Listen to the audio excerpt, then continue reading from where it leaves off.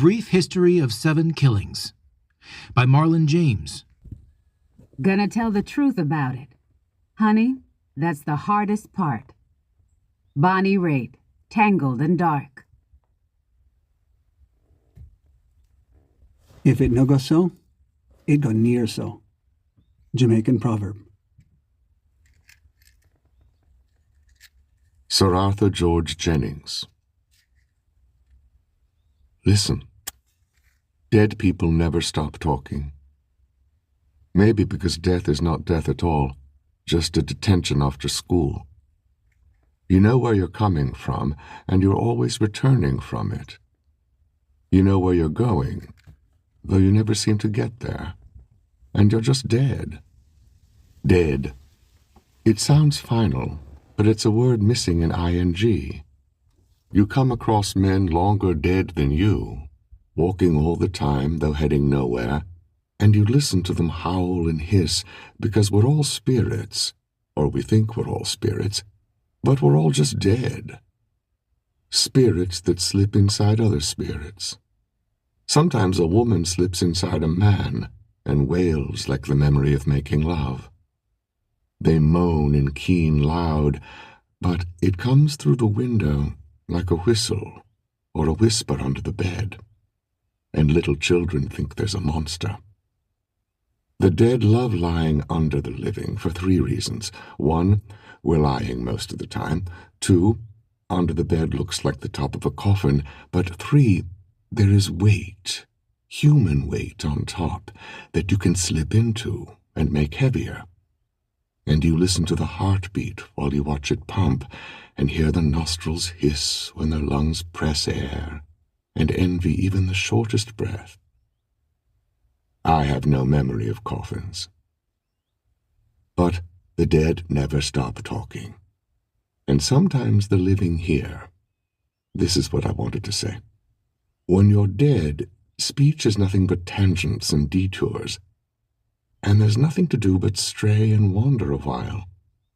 Well, that's at least what the others do. My point being that the expired learn from the expired, but that's tricky.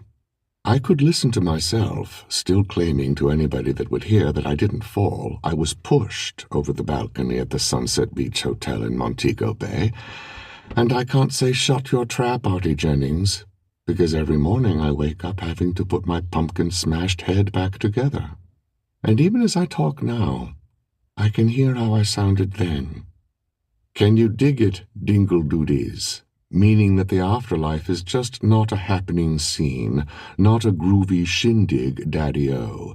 See those cool cats on the mat? They could never dig it, and there's nothing to do but wait for the man that killed me. But he won't die. He only gets older and older and trades out wives for younger and younger, and breeding a whole brood of slow.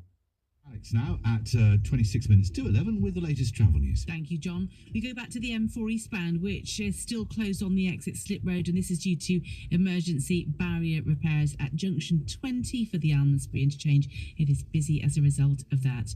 We also still have queues on the A37 Bristol Road in both directions at Staunton Lane. You've got the long-term roadworks in place, really slowing you down on this Friday morning, and delays also on the A4 London Road heading inbound in Bath before Cleveland Bridge. I'm glad to say that the accident on the M5 North at junction 17 for Cribs, that has now cleared, and the long delays on the M32 southbound into Bristol City Centre much improved as well. For any updates, our number's 08000 855 949. John Darvel. And running the country down into the ground. Dead people never stop talking, and sometimes the living hear. Sometimes he talks back. If I catch him right as his eyes start to flicker in his sleep, talks until his wife slaps him.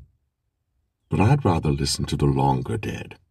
I see men in split breeches and bloody long coats, and they talk, but blood comes out of their mouths, and good heavens, that slave rebellion was such ghastly business, and the Queen has of course been of bloody awful use ever since the West India Company began their rather shoddy decline compared to the East. And why are there so many Negroes taking to sleeping so unsoundly wherever they see fit? And confound it all, I seem to have misplaced the left half of my face.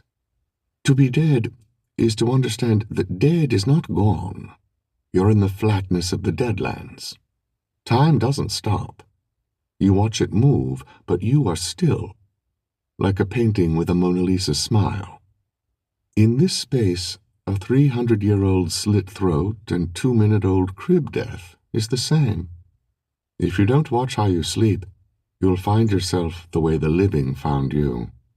Me, I'm lying on the floor, my head a smashed pumpkin with my right leg twisted behind the back and my 2 arms bent in a way that arms aren't supposed to bend, and from high up, from the balcony, I look like a dead spider.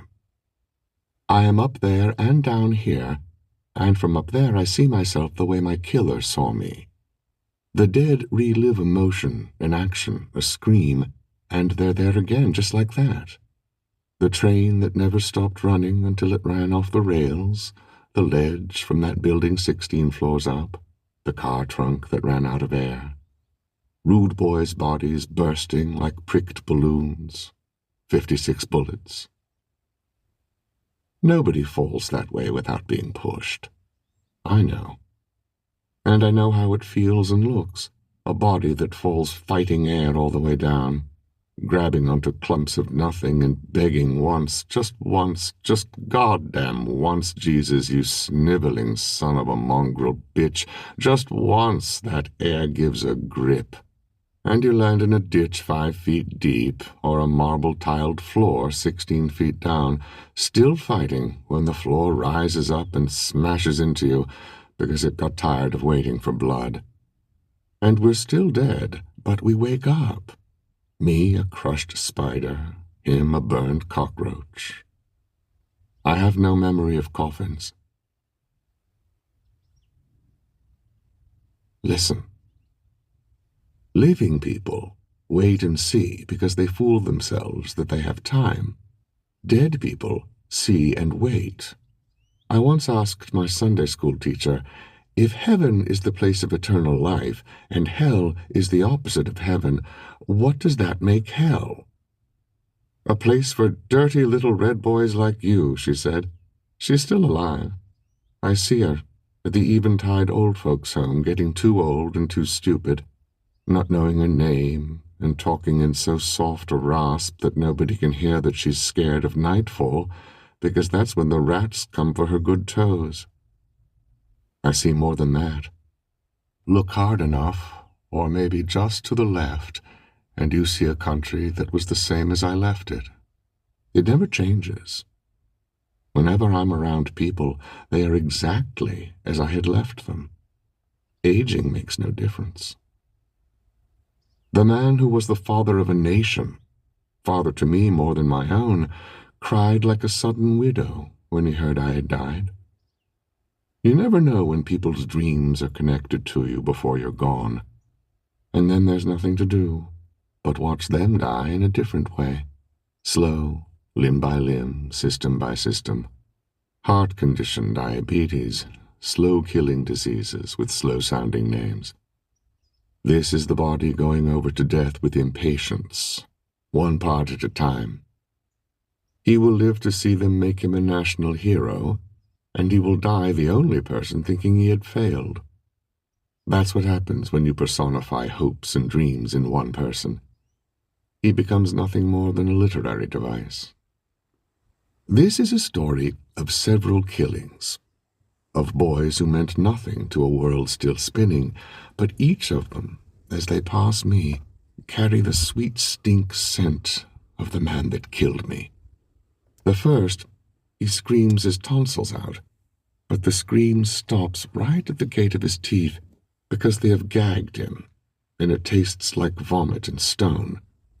And someone has tied his hands tight behind his back, but they feel loose because all the skin is rubbed off and blood is greasing the rope.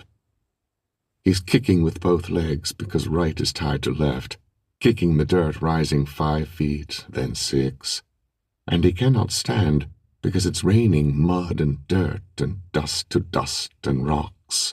One rock claps his nose, and another bullets his eye, and it's erupting, and he's screaming, but the scream runs right to the tip of his mouth and then back down like reflux, and the dirt is a flood that's rising and rising, and he cannot see his toes.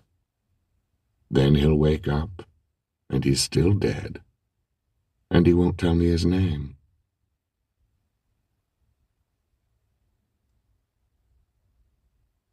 Original Rockers, December 2nd, 1976. Bam Bam. I knew I was 14. That me know. I also know that too many people talk too much, especially the American, who never shut up. Just switch to a laugh every time him talk about you. And it sounds strange how he put your name beside people we never hear about. Allende Lumumba, a name that sounds like a country that Kunta Kinte come from. The American, most of the time hide him eye with sunglasses like he's a preacher from America come to talk to black people. Him and the Cuban come sometimes together, sometimes on their own. And when one talk, the other always quiet. The Cuban don't fuck with guns because guns always need to be needed, him say. And I know me used to sleep on a cot. And I know that my mother was a whore and my father was the last good man in the ghetto. And I know we watch a big house on Hope Road for days now. And at one point you come talk to us like you was Jesus and we was Iscariot. And you're not as if to say, get on with your business and do what you have to do. But I can't remember if me see you or if somebody told me that him see you so that me think I see it too. You stepping out on the back porch, eating a slice of breadfruit. She coming out of nowhere like she have serious business outside at that time of night and shocked. So shocked that you don't have no clothes on. Then she reach for your fruit because she want to eat it, even though Rasta don't like when woman loose. And you both get to midnight raving, and I grab myself and rave too, from either seeing it or hearing it, and then you write a song about it. The boy from Concrete Jungle, on the same girly green scooter come by for 4 days at 8 in the morning and 4 in the evening for the brown envelope until the new security squad start to turn him back. We know about that business too. In the 8 lanes and in Copenhagen City. All you can do is watch. Sweet-talking voice on the radio say that crime and violence are taking over the country, and if change ever going to come, then we will have to wait and see. But all we can do down here in the 8 lanes is see and wait. And I see shit water run free down the street and I wait. And I see my mother take 2 men for $20 each and one more who paid $25 to stay in instead of pull out. And I wait.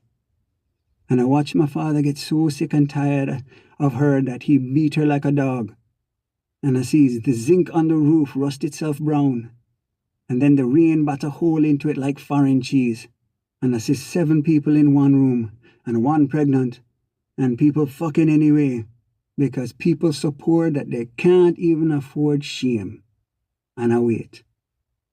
And the little room gets smaller and smaller, and more sister, brother, cousin come from country.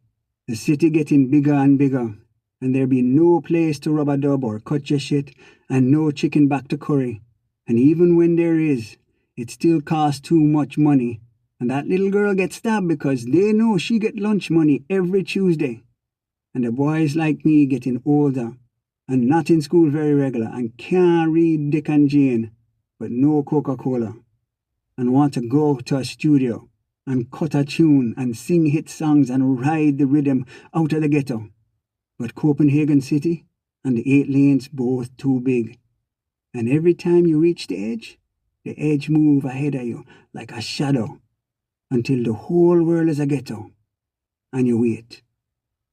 I see you hungry and waiting and know that it's just luck. You loafing around the studio and Desmond Decker telling the man to give you a break. And he give you the break because he hear the hunger in your voice before he even hear you sing. You cut a tune, but not a hit song. Too pretty for the ghetto even then. For we're past the time when prettiness make anybody's life easy. We see you hustle and trying to talk your way 12 inches taller, and we want to see you fail. And we know nobody would want you to be a rude boy anyway, for you look like a schemer. And when you disappear to Delaware and come back, you try sing the ska, but ska already left the ghetto to take up residence uptown. Ska take the plane to foreign to show white people that it's just like the twist. Maybe that make the Syrian and the Lebanese proud. But when we see them in the newspaper posing with air hostess, we not proud, just stunned stupid. You make another song, this time a hit. But one hit can't bounce you out of the ghetto when you're recording hits for a vampire. One hit can't make you into Skeeter Davis or the man who sings them gunfighter ballads. By the time boy like me drop out my mother, she give up. Preacher says there is a God-shaped void in everybody's life, but the only thing ghetto people can fill a void with is void. 1972 is nothing like 1962. And people still whispering, for they could never shout that. When Artie Jennings dead, all of a sudden he take the dream with him. The dream of what? I don't know. People stupid. The dream didn't leave. People just don't know a nightmare when they're right in the middle of one. More people start moving to the ghetto because Delroy Wilson just sing that Better Must Come. And the man who would become Prime Minister sing it too. Better Must Come. Man who look like white man but chat bad like nigger when they have to. Singing Better Must Come. Woman who dressed like the Queen, who never care about the ghetto before it swell and burst in Kingston, singing Better Must Come. But worse come first. We see and wait. Two men bring guns to the ghetto. One man show me how to use it. But ghetto people used to kill each other long before that. With anything we could find. Stick, machete, knife, ice pick, soda bottle. Kill for food, kill for money. Sometimes a man get killed because he look at another man in a way that he didn't like. And killing don't need no reason. This is ghetto. Reason is for rich people. We have madness. Madness is walking up a good street downtown and seeing a woman dress up in the latest fashion and wanting to go straight up to her and grab her bag, knowing that it's not the bag or the money that we want so much, but the scream. When she said that you jump right into her pretty up face and you could slap the happy right out of her mouth and punch the joy right out of her eye and kill her right there and rape her before or after you kill her, because that is what rude boys like we do to decent women like her. Madness that make you follow a man in a suit down King Street, where poor people never go, and watch him throw a sandwich, chicken. You smell it and you wonder how people can be so rich that they use chicken for just to put between sauce bread. And you pass the garbage and see it, still in the file, and still fresh. Not brown with the other garbage and no fly on it yet. And you think, maybe. And you think, yes. And you think you have to, just to see what chicken tastes like with no bone. But you say you're not no madman. And the madness in you is not crazy people madness, but angry madness. Because you know the man threw it away because he wants you to see. And you promise yourself that one day rude boy gonna start walking with a knife. And next time, I'm going to jump him and carve sufferer right in him chest. But he know boy like me can't walk downtown for long before we get pounced on by Babylon. Police only have to see that me don't have no shoes before he say, "What the blood clot you nasty niggas doing round decent people?" And give me two choices. Run, and he give chase into one of the lanes that cut through the city so that he can shoot me in the private. Plenty shots in the magazine, so at least one bullet must hit. Or stand down and get beat up right in front of decent people. Him swinging a baton and knocking out my side teeth and cracking my temple so that I can never hear good out of that ear again. And saying, let that be a lesson to never take your dirty stinking ghetto self uptown again. And I see them, and I wait. But then you come back even though nobody know when you leave. Women want to know why you come back when you can always get nice things like Uncle Ben's rice in America. We wonder if you go there to sing hit songs. Somehow we keep watching as you shift through the ghetto like small fish in a big river. Me know your game now, but didn't see it then. How you friend up the gunman here, the rasta with the big sound there, and this bad man and that rude boy and even my father, so that everybody know you enough to like you, but not enough to remember to recruit you. You sing just about anything to get a hit, even stuff that you alone know and nobody else care about. And I love her, because Prince bust a cover, You Won't See Me, and get himself a hit. You use what you have, even a melody that's not yours, and you sing it hard and sing it long and sing yourself straight out of the ghetto. By 1971, you're already on TV. By 1971, I shoot my first shot. I was 10. And get a life don't mean nothing. It's nothing to kill a boy. I remember the last time my father tried to save me. He run home from the factory. I remember because my face reached him chest when we both stand, and he panting so hard like a dog. The rest of the evening we in the house, on we knee and toe. It's a game, he said. Too loud and too quick. Who stand up first lose, he said. So me stand up because me is 10 and me is big boy. And me tired of game, but he yell and grab me and thump me in the chest.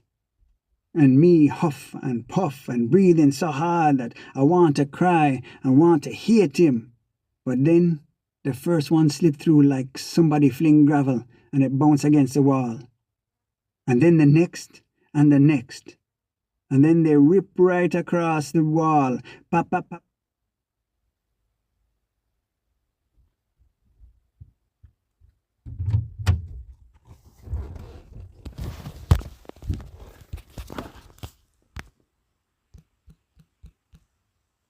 The wall.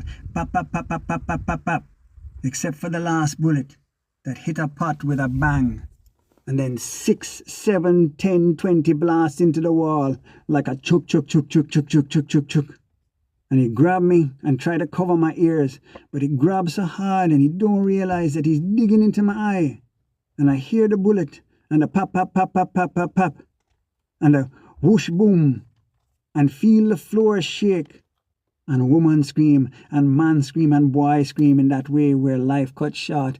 And you can hear the scream get lost in blood rushing from the throat up to the mouth. A gargle, a choke. And he hold me down and gag my scream. And I want to bite him hand. So I bite him hand because it also covering my nose. And please, Papa, don't kill me. But he's shaking. And I wonder if it's death shake. And the ground shaking again and feet all around. Men running and passing and running and laughing and screaming and shouting, that man from the 8 lanes, all going dead. And Daddy pushed me down flat on the ground and covered me with himself. But him so heavy, and my nose hurt, and he smell of car engine, and him knee or something in my back, and the floor tastes bitter, and I know it's the red floor polish, and I want him to get up off me. And me hate him, and everything sound like it covered in stockings. And when he finally get off me, people outside screaming. But there's no more pop, pop, pop, pop, pop, pop, or whoosh, boom. But he crying, and I hate him. 2 days later, my mother come back laughing, because she know her new dress is the one pretty thing in this whole rascal ghetto. And he see her because he didn't go to work, because nobody feels safe to walk the street. And he go right after her and grab her and say, "Bumbleclot orange girl, me can smell man stinking cocky cheese pon you." He grab her by the hair and punch her in the belly, and she scream that he not no man since he can't even fuck a flea. And him say, "Oh, is fuck you want?" And he say, "Make me find a cocky big enough for you." And he grab her by the hair and drag her into the room, and me watching from under the sheet, where he put me to hide just in case bad man come in the night. And he grab a broomstick, and he beat her from head to foot, from front to back, and she screaming until she whelping, and then moaning, and he say, "You want big cocky? Make me give you big cocky, you fucking pussyclad whoring bitch." And he take the broomstick and spread open her legs by kicking them apart. He kick her out of the house and throw her clothes after her, and I think that is the last time me gonna see my mother. But she come back the next day, bandaged up like a mummy from the movie that show for 30 cents at Rialto Cinema, and 3 other men with her. They grab my father, the 3 of them, but my father fight them like a man, even punch them like John Wayne in a movie, like how a real man's supposed to fight. But he is 1, and they is 3, and soon 4. And the 4th one come in only when they beat my father like a smashed tomato. And he say, "Me name Funny Boy, me next in line to be the Don. But you know what you name? You know what you name?" Me say, "If you know what you name, pussy hole." And my mother laugh, but it come out like a wheeze. And Funny Boy say, "You think because you work in factory you're hot? Is me get you to work at factory, and me can take it away, pussy hole. You know what your name is, pussy hole? You name Informer." And he tell everybody to leave. And he say, "You know why them call me Funny Boy? 'Cause me not take nothing for joke. Even in the dark, Funny Boy lighter than nearly everybody else. But him skin always red, like blood, always right under the skin."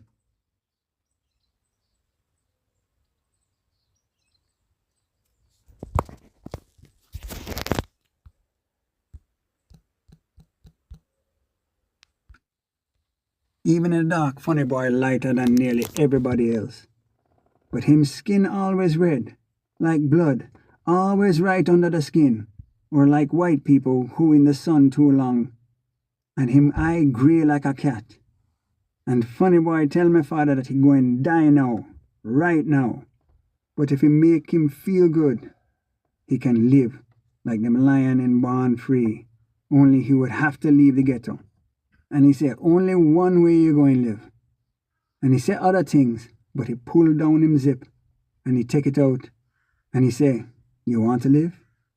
You want to live?"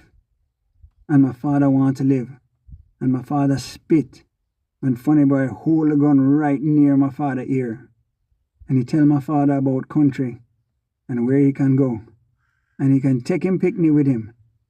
And when he say picnic, I shake. But nobody know that me under the cover.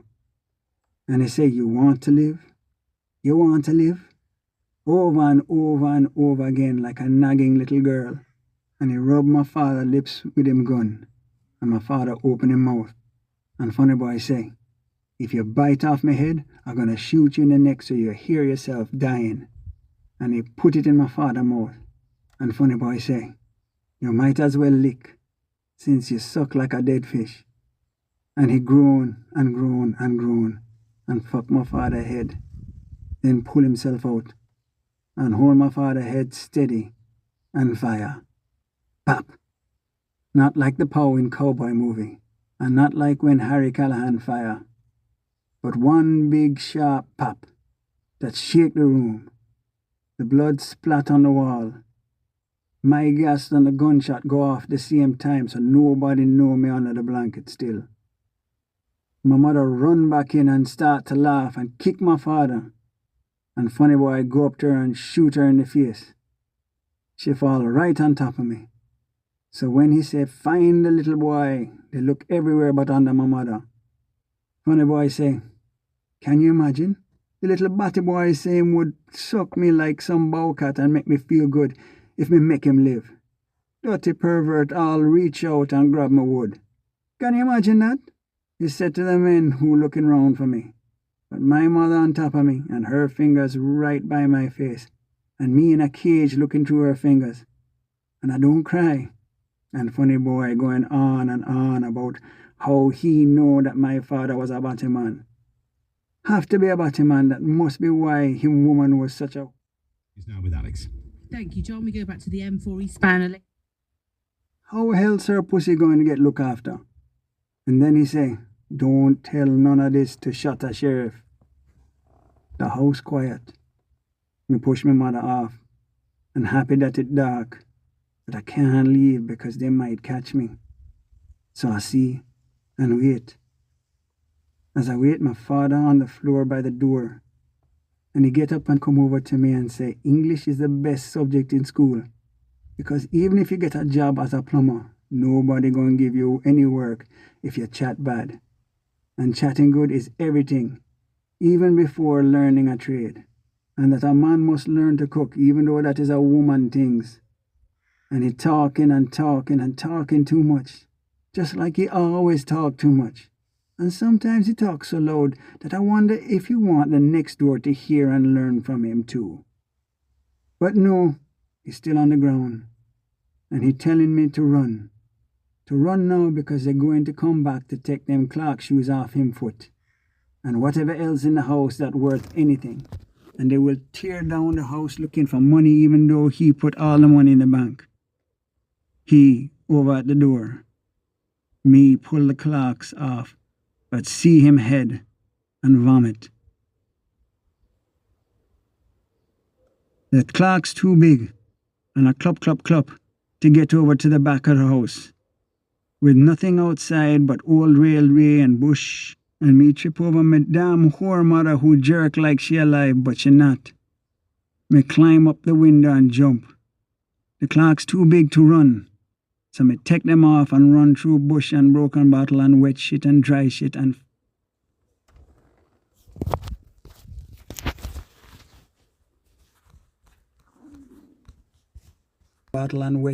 dry shit and fire not yet put out, and the dead railway taking me out of the 8 lanes, and I run and hide in the maca bush until the sky got orange, then pink, then grey, and then the sun put out and the moon rise fat.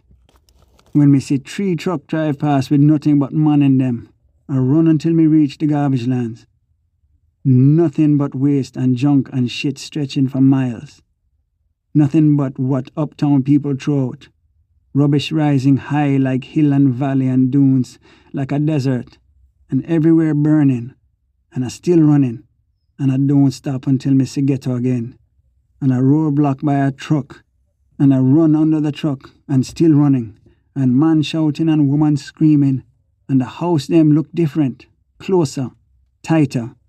And I running, and some man come out with a machine gun, but woman scream that it's just a boy, and he bleeding. And something trip me, and me fall and start to bawl loud, and 2 man come up to me, and one point a gun, and me wheezing now like my daddy do, in him sleep, and the man with a gun come to me and shout, "Where you from? You smell like one of them 8 lanes Batman." And the other man say, "I pick me that, a blood pon him." And the other say, "If man shoot you boy." I can't talk. All me can say is Clark's is good shoe. Clark's is good And the man with the gun go click. And somebody shout how that blood clot Josie wears love fire gun so. And not everything solved by a bam bam. And both men step away from me, but plenty gather, including woman. Then they open a space like Moses just part the Red Sea. And he stepped towards me and stop. Shot a sheriff killing him on now. Him no know say able-bodied man ration, he say. Must be 8 lanes birth control. Everybody laugh. I say mama and daddy, and can't say anything else. But he nod and understand. You want to kill him back? He say. And I want to say for my father, but not my mother. But all I say is, yi. And I nod hard, like I just get hit and can't talk. He say, soon, and call a woman over. And she tried to pick me up, but I grabbed my Clarks, and the man laugh. He's a big man, and wearing a white mesh marina that glow in the street light, and light up him face. Most of it hiding in him beard. But not him eyes, for them big, and almost glow too. And he smiles so much that you barely notice how thick him lips be, or that when he stops smiling and him cheeks sink, that him beard cut him face into a sharp V, and him eyes stare at you cold. The man say, let them know that is not get a dog that live over here in Copenhagen City. Then he look at me like he can talk without saying anything, and I know that he's seen something that he can use. He say, get this boy some coconut water. And the woman say, yes, Papa Lo. And I live in Copenhagen City from then on. And I see the 8 lanes and I wait for the time. And I see man in Copenhagen City with nothing but a knife. Then a cowboy gun. Then an M16. Then a gun so heavy he can barely carry it himself. And I turn 12. Or at least I think so. Since Papa Lo called the day he find me, my birthday. And he gave me a gun too.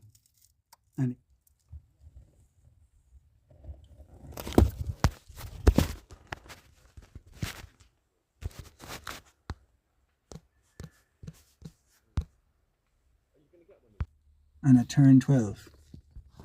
Or at least I think so. Since Papa Lo called the day he find me, my birthday. And he gave me a gun too. And he called me Bam Bam. And I go to the garbage lands with other boy and learn to fire. But the recoil make me trip, and they laugh and call me little pussyhole. And I said, that's what me call your mother last night when me fuck her. And they laugh, and another man, the man called Josie Wales, put the gun in my hand and show me how to point. I grew up in Copenhagen City and watched the guns change. I know they don't come from Papa Lo. They come from the 2 men who bring guns to the ghetto and the 1 man who showed me how to use it. We, the Syrian, the American, and Dr. Love, out by the shack near the sea.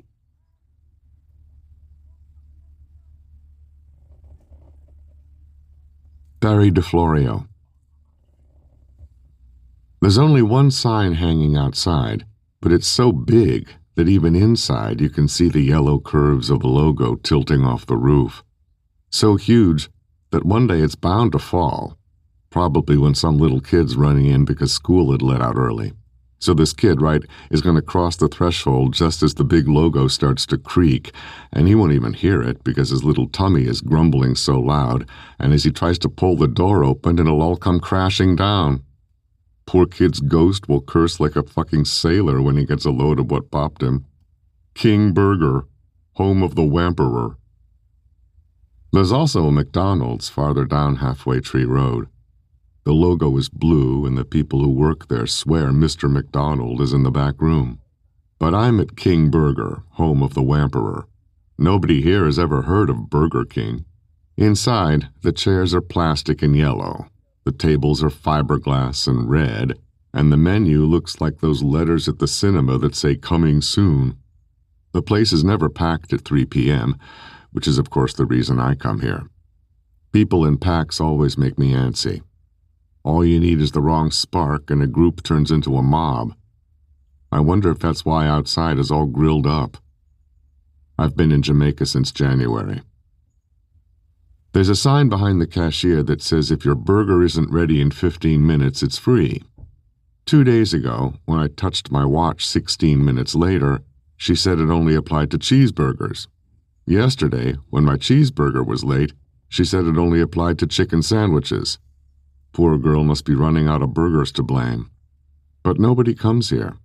One of the things I fucking hate about my fellow Americans, whenever they fly to a foreign country, first thing they do, they try to find as much of America as they can get their hands on, even if it's food in the shitty cafeteria. Sally, who's been here since the Johnson administration, has never had ackee and saltfish ever, despite me being probably the 2 millionth person to say, baby, it's like scrambled eggs but better. My kids love it. My wife, she wished they had manwich or ragu or even hamburger helper, but good luck finding that at a supermarket. Good luck finding anything, really. The first time I had jerk chicken, a guy at the intersection of Constant Spring Road and some other road came up to my car and shouted, "Boss, you ever have jerk chicken?" Before I could find that broken-off handle to wind up the window.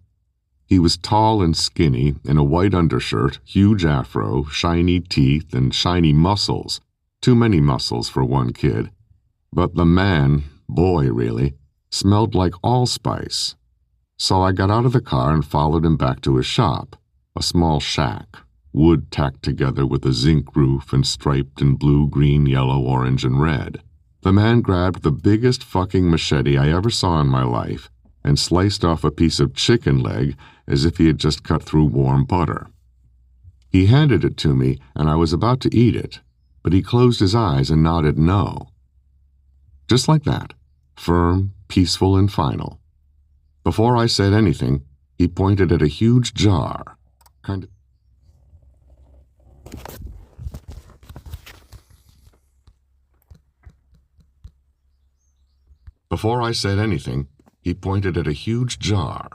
kinda translucent, like it's been standing there a while. Hey, I'm nothing if not adventurous. My wife would say crazy. It was a humongous glass jar of mashed pepper paste. I dipped the chicken in and swallowed the piece whole. You know that part in Roadrunner where Wile E. Coyote's bomb goes off right after he swallows it and smoke comes out of his ears and nose? Or that dipstick, first time at the sushi bar thinking, damn right I can swallow a teaspoon of wasabi? That was me. I don't think the man knew that white people could turn so many shades of red. I blinked a teardrop and hiccuped for at least a minute. Somebody had doused my mouth with sugar and gasoline, lit a match, and woof. Shit, goddamn motherfucker, that fucking shit is the fucking blood of life, I remember coughing out. I asked the cashier at King Burger if they ever thought of a jerk burger. Ghetto food? She said, and scoffed in that way Jamaican women do. Closed her eyes, lifted her chin, and turned away. I'm in here nearly every day, and this girl is the same. She says, can I take your order? A cheeseburger. Would you like a lemonade or a milkshake with your order? No, just a D&G grape. Does that complete your order? Yes. Whamperer tastes just like a Whopper minus the taste.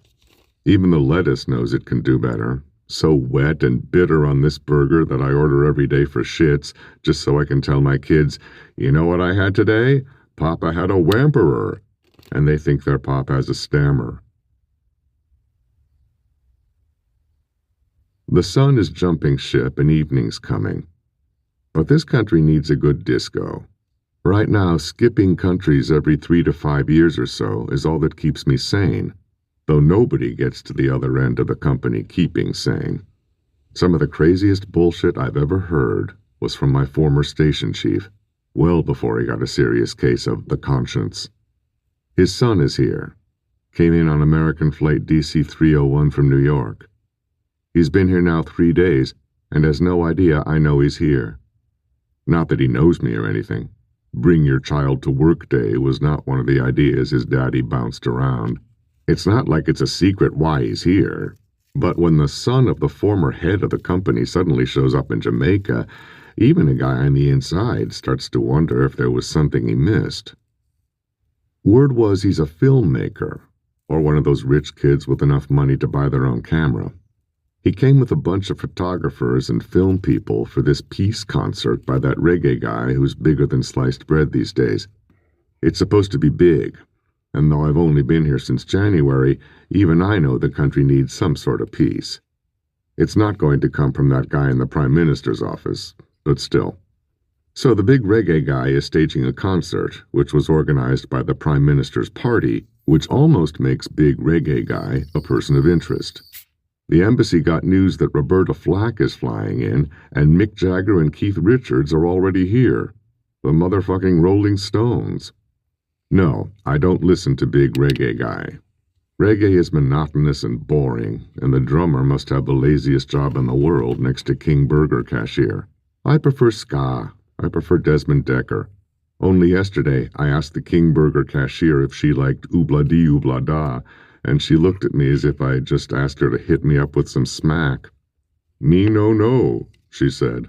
I said, then what do you listen to? What's playing at the jam session?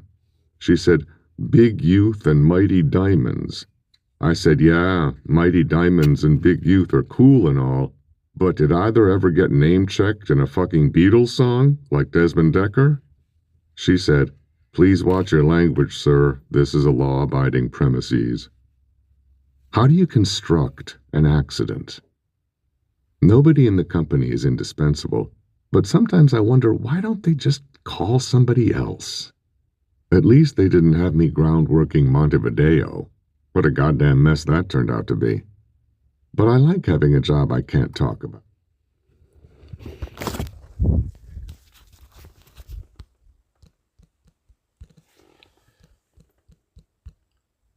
It makes keeping the other secrets easier. The wife finally came around to the fact that as long as we're married, there are just some things she will never know. And she had to get used to what all our wives get used to. Knowing 2 out of every 4 facts, 5 out of every 10 trips, 1 out of every 5 deaths. I don't think she knows exactly what I do. At least, that's the story I'm sticking to this week. I'm in Jamaica, and almost everything is moving according to plan, which is a boneheaded way of saying things are moving so textbook easy that it's actually rather boring to work here. Not surprised at all. Jamaicans tend to react exactly as you think they would. Maybe that's refreshing to some, or maybe just a relief. So back when I mentioned the jerk chicken guy, that was in May, and I wasn't in that area because I suddenly wanted to experience the real Jamaica. I was following a man in a car 4 cars up, a person of keen interest that a driver picked up at the Constant Spring Hotel. At first I thought I was brought here to shadow him, only to find out that he was shadowing me. He used to work for the company, until he also caught a terminal case of the conscience. This is what happens when top brass still tries to recruit from Ivy League washouts, prep school faggots, American Kim Philbys waiting to come out of the closet, if not the cold. By the time I found out that he was in Jamaica, he had already found out I was here. I'm not exactly undercover, too late for that. That said, I couldn't have this man talking up a mess that I would then have to clean up. Pity that I didn't have clearance to proceed. It's not even over, and I miss the Cold War already. Bill Adler checked out of the company in 1969, a very bitter customer. Maybe he was just a disgruntled left-wing commie, but tons of those are still in the company. Sometimes the good ones are the worst. The mediocre ones are just civil servants with wiretapping skills, but the good ones either become him or me. And he was sometimes very good. After he was done with Ecuador, a 4-year job done with, dare I say it, brio, all I had to do was clean up the stray debris. Of course, I'd much rather remind him of that lovely mess in Tlatelolco. The boss called me an innovator, but I was just following the Adler rule book. Ceiling mics, like the one he used in Montevideo.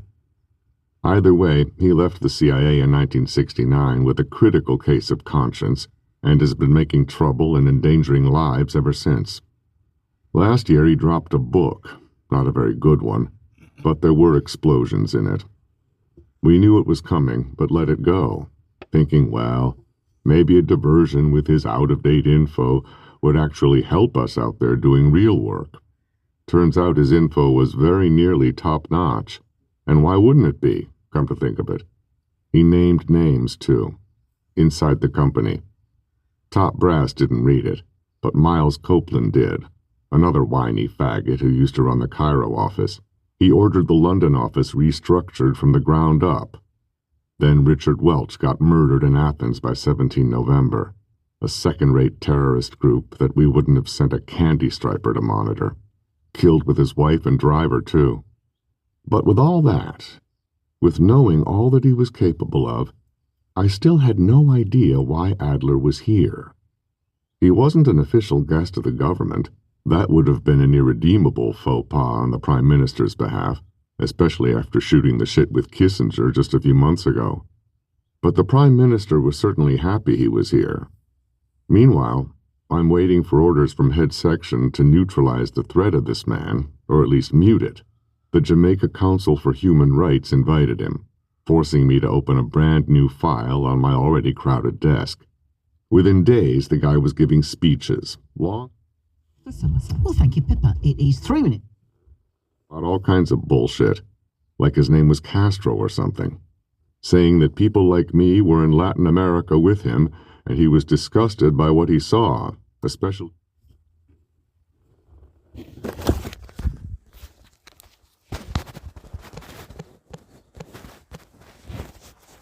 that people like me were in Latin America with him, and he was disgusted by what he saw, especially in Through the travel. Thank you, John. M4. when we allowed Pinochet to take power. He didn't name me, but I knew who he was talking about, calling us the horsemen of apocalypse, destabilizing any country in our wake. He was dramatic, all right, all the time pulling back on how much of this came out of his own rule book. And that's all this prime minister needed, a nice multi-syllable word like destabilization to turn it into a fucking jingle. But he threw us on the defensive in a way that I'll make sure never happens again. Of course, the only people listening was Penthouse magazine. Goddamn, what does it mean when the conscience of America airbrushes pussy for a living? Guys like Adler, guys who suddenly develop this sense of mission to expose evil America when they're just white guys with a guilty conscience who never know when to quit. And the company couldn't decide if I should just quit him. At one point he claimed he had evidence that the company was behind arson in some tenement they call it on Orange Street, murder of more than a few Cubans in Jamaica, and industrial unrest on the wharf. He said he had evidence that the company was giving the opposition party money, which was just preposterous considering what bad form it would have been, trusting anybody in the third world with money. I don't know why he didn't just send an article to Mother Jones or Rolling Stone or something. Before the company gave me a clear directive of what to do, he was gone, my eyes and ears tell me, to Cuba. But the bastard did his damage. He gave the Jamaicans names. Fucking names. Not mine, but 11 of the staff at the embassy, blowing the cover of at least 7 of them. They had to be shipped back before any realized that they knew them by assumed names. Because of Adler, I had to start from scratch.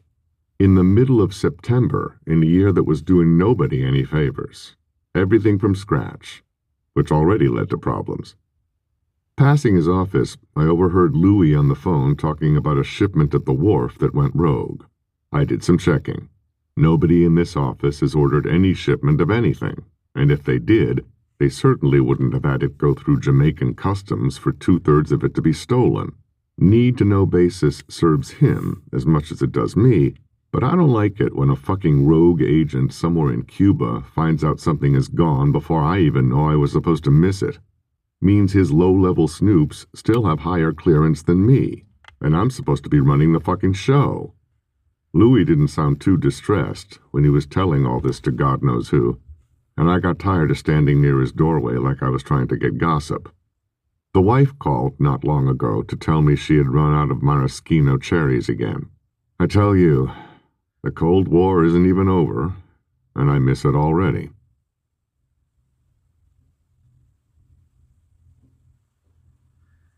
Papalo. Listen to me now. Me warning me know, my magnanimous gentlemens. Long time I drop warnings that other people close, friend and enemy, was going to get him in a whole heap of trouble. Everyone we know at least one, don't it? Them kind of man who just stay a certain way. Always have a notion, but never come up with a single idea. Always working plenty of scheme, but never have a plan. That was certain people. Here is my friend, the biggest superstar in the world, and yet him have some of the smallest mind to come out of the ghetto as friend. Me not going to name who, but I want the singer. I say, you have some people right close to you who going to nothing but take you down. You hear me? Me tired to say that to him. Sick and tired. But him just laugh that laugh that swallow the room.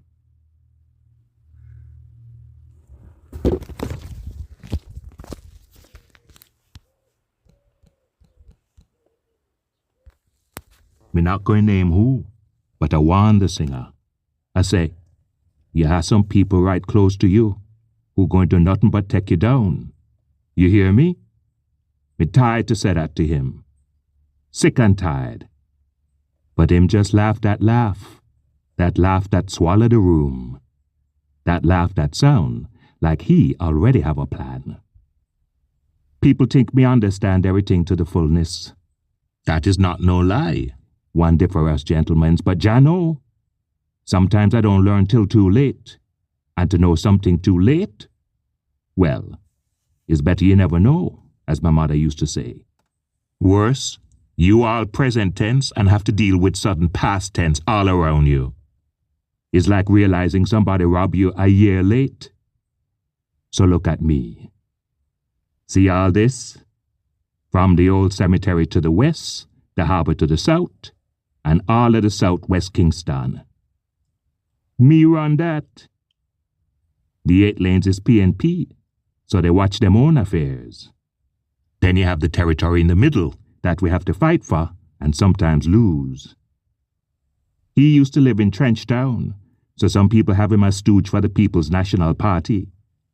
But me will take a bullet for him, and him would take one for me too.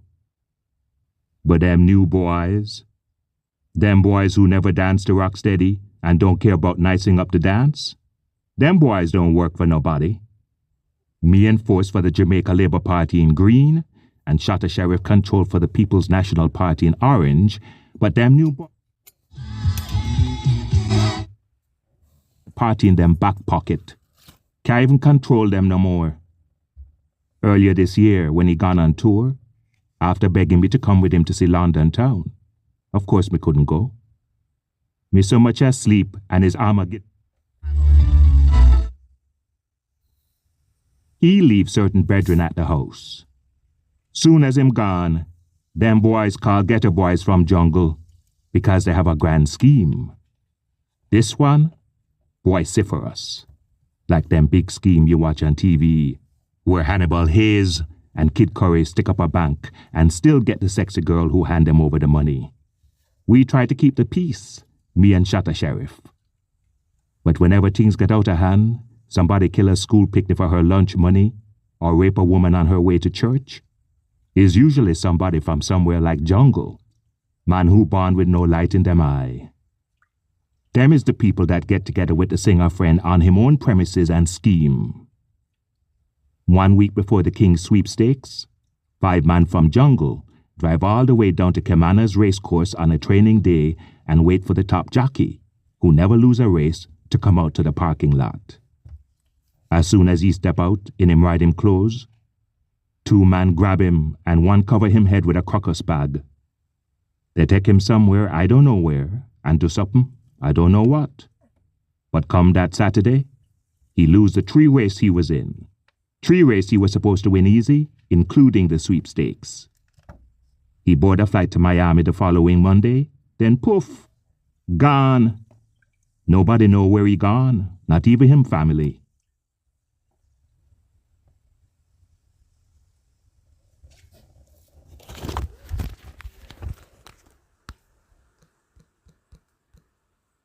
And poof, gone. Nobody know where he gone, not even him family. Horse fixing is as old as horse race, but a little people make a lot of money too fast. Too fast. The same week the jockey vanish, 2 man from jungle also disappear. Poof, like they never born in the first place. And certain brethren all of a sudden had to make pilgrimage to Ethiopia. Now, me respect Rastafari to the max, and a man have to go to him homeland if that is where he think it be. But somehow, all of a sudden, when people holding out for money, the brethren with all of it just skip. Who knows what happened to the money? That was the beginning. From then, all sorts bad guzum come to the singer own house.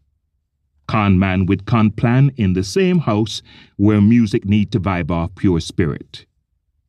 I remember when that was the only place any man, no matter what side you on, could escape a bullet.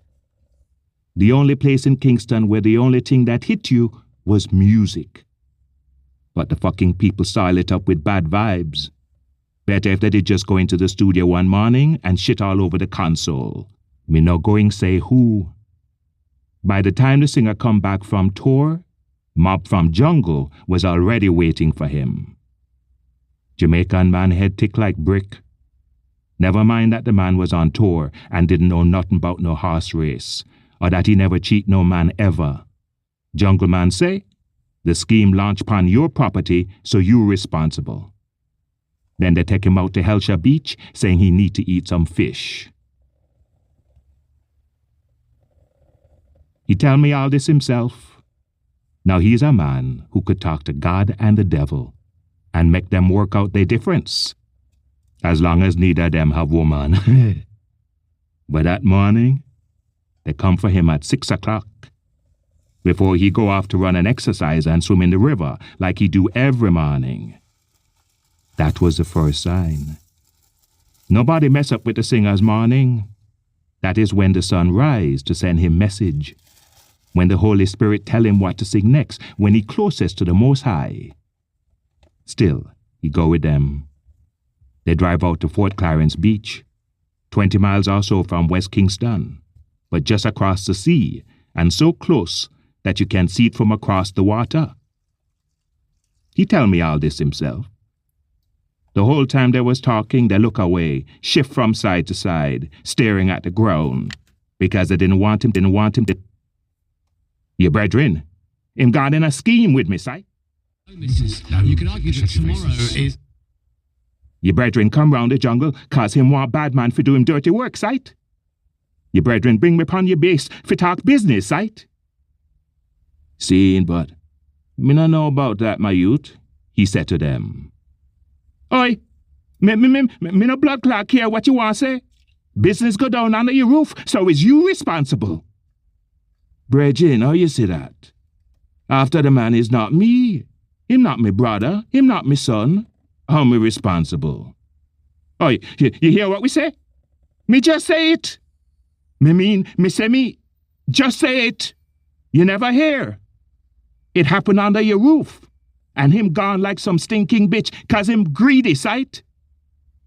After we show the jockey and say, yo, you better throw off them 3 race, or we're coming for you and the baby in your woman belly. We do we thing, the jockey do him thing, everybody do him thing. But your friend and him friend dash out with the money and leave poor man fi stay poor. How people can so fuck up? Me no know star, him said to the man who was doing the most talking. Short, stubby, and smell like sawdust.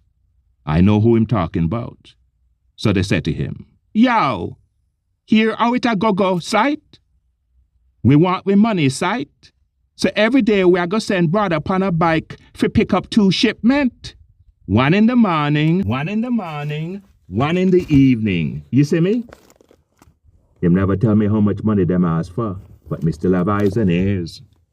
Them tell me say it's 40,000 US to scam pay off, and them never see none of it.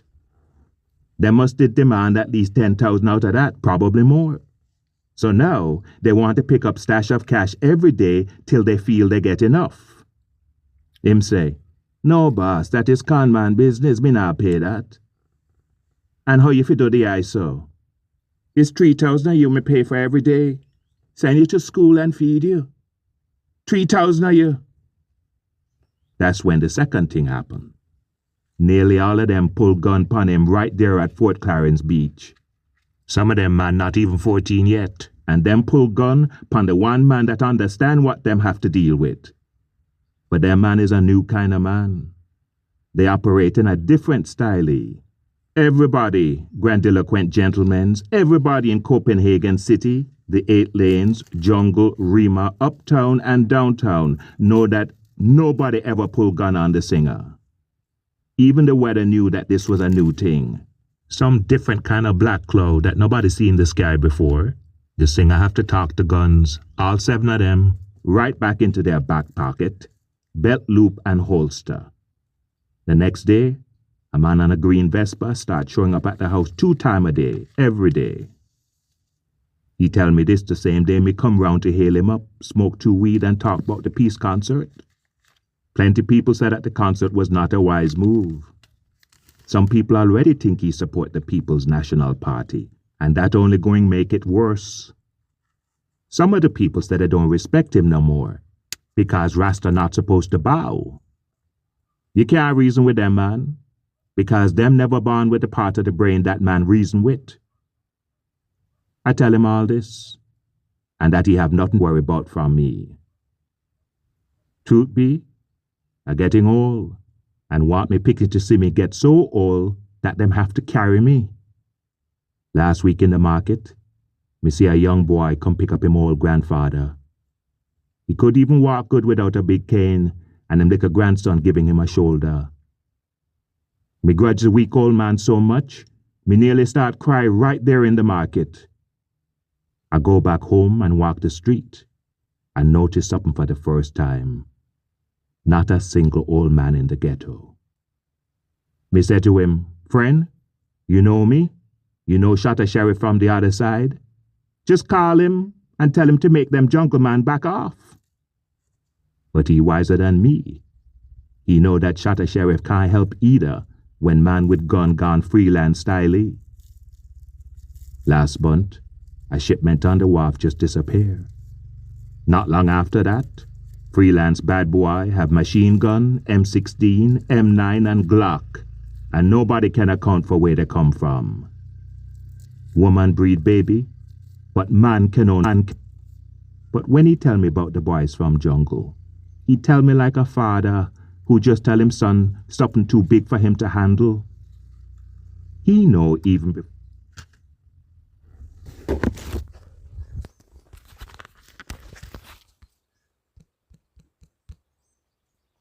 He tell me like a father who just tell him son something too big for him to handle. He know even before me know that me couldn't help him. Me want you to understand something good. Me love that man to the max. Me would take a bullet for the singer, but gentlemen's, me can only take one.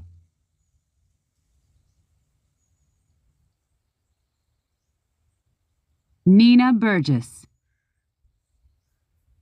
Right after they told me at the gate that nobody can come in but immediate family and the band, a man rode up right behind me on a lime green scooter. He rode up the same time I walked up and said nothing, just listened to the guard talk to me without shutting off his engine, and then took off without talking to the guard himself. "Was that a pickup or a delivery?" I said to the guard, without talking to the guard himself. "Was that a pickup or a delivery?" I said to the guard, who didn't see it funny. Ever since news broke about the peace concert, security here tighter than the Prime Minister's motorcade. Or up a nun's panty, my last boyfriend would say. The man at the gate was new. I knew about the peace concert. Everybody in Jamaica knew about it. And so I expected guards or police, not these men who look like the very people you would want to keep out. Things was getting crucial.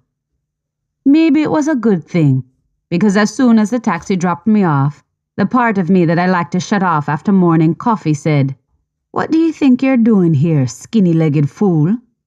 The great thing about a bus is another one is right behind it, ready to sweep you away as soon as you realize you've made a mistake. A taxi just drops you off and it's gone. I would start walking at least, but damn if I could think of a better idea. Havendale is not no Irish town, but it's still uptown, and if we didn't think it was safe, we still didn't think it was sorry.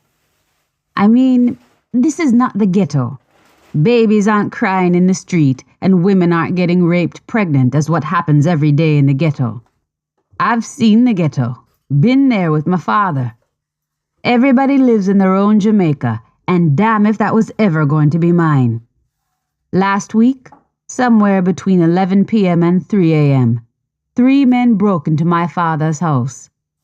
My mother is always looking for signs and wonders, and for her, the fact that the newspaper last week said gunmen crossed the halfway tree line and have started picking off targets uptown was a very bad sign. The curfew was still on, and even decent uptown people had to be indoors by a certain hour. 6, 8, who knows? Or they would be up for grabs. Last month, Mr. Jacobs from 4 houses down was coming home from night service, and the police stopped him, threw him in the back of the van, and sent him to the gun court lockup.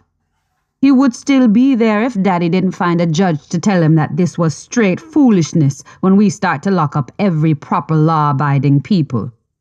Neither man mentioned that Mr. Jacobs was too dark-skinned for police to assume he was proper people, even in a gabardine suit. Then gunmen broke into our house. They took my parents' wedding rings, all my mother's figurines from Holland, $300, all her costume earrings, even though she told them they were worth nothing, and his watch.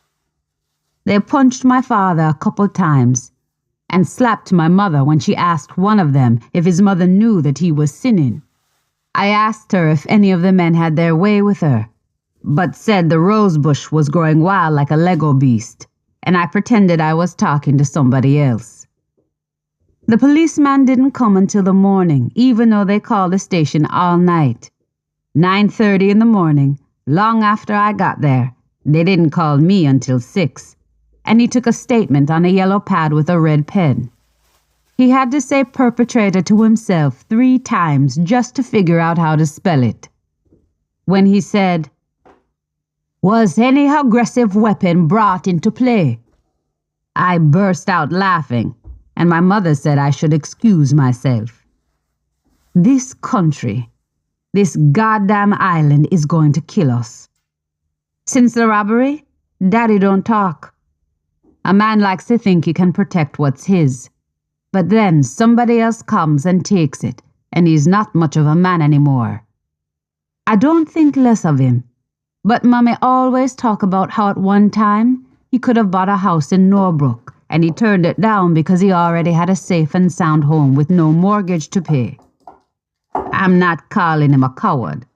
I'm not saying he's stingy. But sometimes when you're too careful, it just turns into a different kind of carelessness. It's not that either. He's from a generation that never even expected to get midway up the ladder. So when he got there, he was too stunned to dare climb higher. That's the problem with midway. Up is everything, and down just means all the white people want to party on your street on Sunday night to feel realness. Midway is nowhere. Back in high school, I used to have him stop at the bus stop or pray for the light to go red so that I could get out before he dropped me off at school.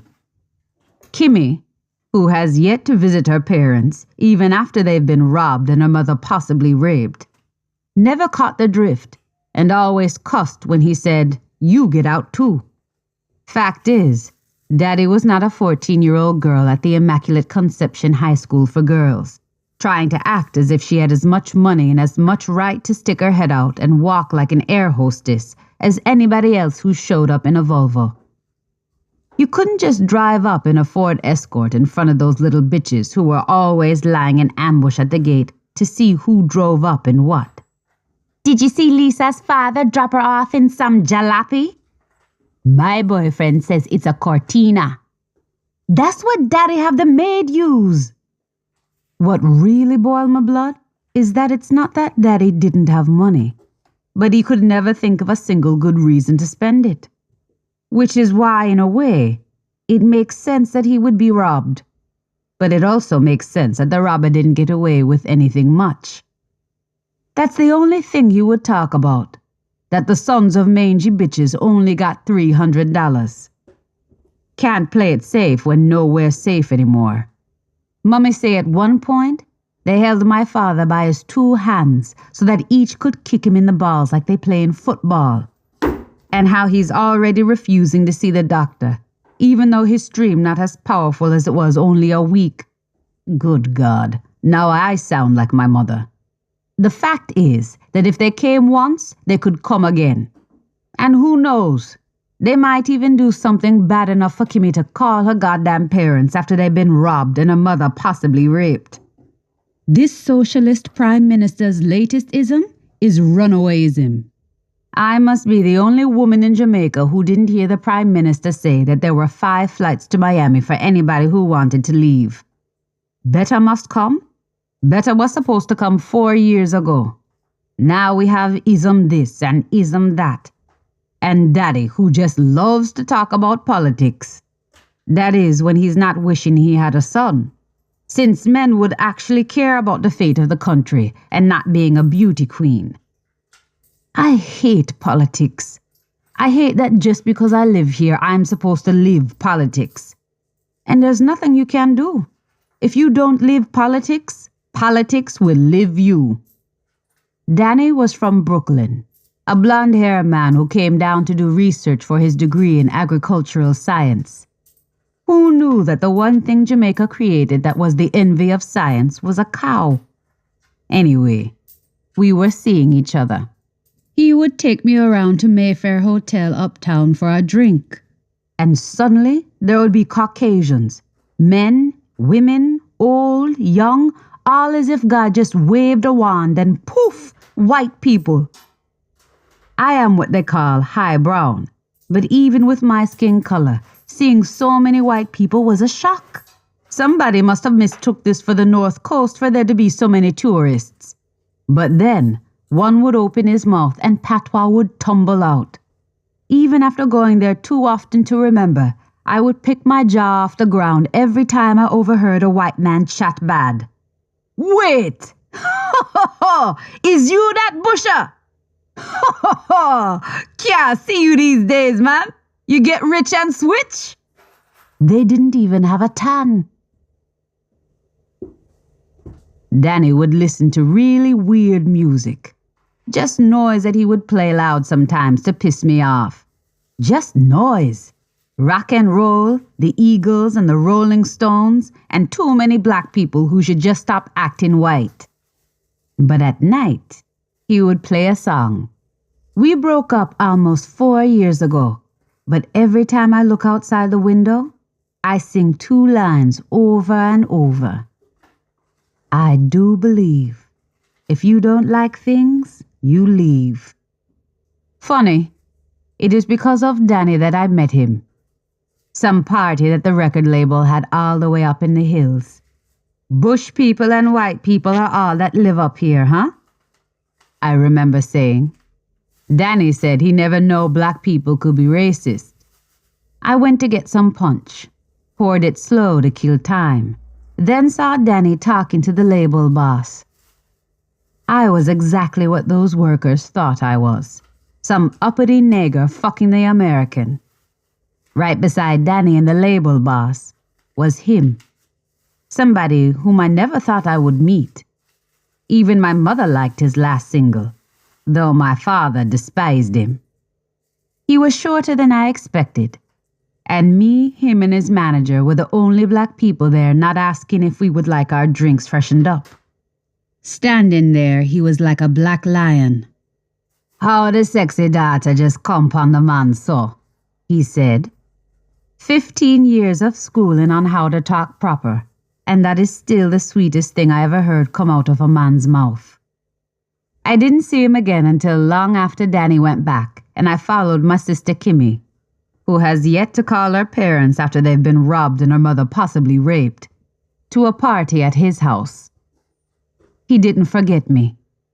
"But wait, you is Kimmy's sister? Is where you was hiding? Oh, you was like Sleeping Beauty, eh? Waiting for the man to wake you up?" The whole time I'm splitting in two. The part of me that I like to shut off after morning coffee said, "Yes, reason with me, my sexy brethren." The other part going, "What do you think you're doing with this lice-infested Rasta?" Kimmy left after a while. I didn't see her go. I stayed, even after everybody left. I was watching him, me and the moon, when he went out on the veranda naked like some night spirit with a knife to peel an apple. Locks like a lion and muscles all over and shining in the moon. Only 2 people know that Midnight Ravers is about me. I hate politics. I hate that I'm supposed to know. Daddy said that nobody is driving him out of his own country, but he's still thinking gunmen are somebody. I wish I was rich. I wish I was working and not laid off, and I hope he would at least remember that night on his balcony with the apple. We have family in Miami, the same place Michael Manley told us to go if we want to leave. We have a place to stay, but Daddy don't want to spend any money. Damn it! Now the singer is so big, nobody can see him anymore. Even a woman that know him better than most women. Actually, I don't know what I'm talking about. This is the dumb shit women always think. That you know a man or that you've unlocked some secret just because you let him into your panties. Shit. If anything, I know even less now. It's not like he called me after. I'm across the road, waiting at the bus stop. But so far I've let 2 pass. Then a 3rd. He hasn't come through the front door. Not once. Not for me to run across the road that instant and shout, "Remember me? Long time no see. I need your help." This ends Disc 1.